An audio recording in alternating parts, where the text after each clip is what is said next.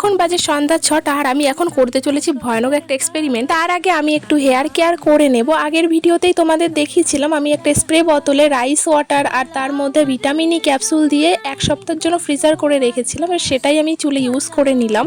আর যাকে আমি এতক্ষণ ভয়ানক বলে পরিচয় দিয়েছি সে আর কেউই নয়, সে হচ্ছে আমার আজব রান্না, যার নাম দিয়েছি আমি টক দইয়ের পরোটা। জানি না সেটা খাওয়া যাবে কিনা, সেটা পরের কথা। খাওয়া না গেলে আমার ভাই তো আছেই, কোনোভাবে ঘুষ দিয়ে আমি ওকে ঠিক খাইয়ে দেবো, তারপরে সেটা তোমাদের সামনে ভালো বলে প্রেজেন্ট করব। এটা বানানো খুবই ইজি। তার জন্য লাগবে অনেকটা পরিমাণে টক দই, 4টে কাঁচা লঙ্কা, একটা পেঁয়াজ, একটা গাজর আর ক্যাপসিকাম থাকলে সেটাও দিতে পারো। সবগুলোকে একসঙ্গে চপ করে নেওয়ার পালা। তারপরে টক দইয়ের মধ্যে চপ করা সবজিগুলো দিয়ে 6 চামচ ময়দা দিয়ে একটু জল দিয়ে লবণ দিয়ে ভালো করে ব্যাটারটাকে মিক্স করে নিয়েছিলাম। এবার দেখতে কিছুটা এমন হয়েছিল, না খুবই গাঢ় হয়েছিল না খুব পাতলা হয়ে গেছিল। আর যে টক দইটুকু ছিল সেটাকে আমি ভালো করে দুমড়ে মুচড়ে বের করে নিয়েছি, টাকা দিয়ে কিনতে হয়েছে। দেখো এইভাবে কড়াইতে দিয়ে আমার মা ভেজে দিল আর আমি সুন্দর করে খেয়ে নিলাম। দারুণ খেতে হয়েছিল, তোমরা বাড়িতে বানাতে পারো। পরে জানতে পারলাম এটাকে নাকি চিলা বলে, আর এটা কিন্তু দারুণ হেলদি খাবার, তোমরা রাতের ডিনারে এটা ট্রাই করতে পারো।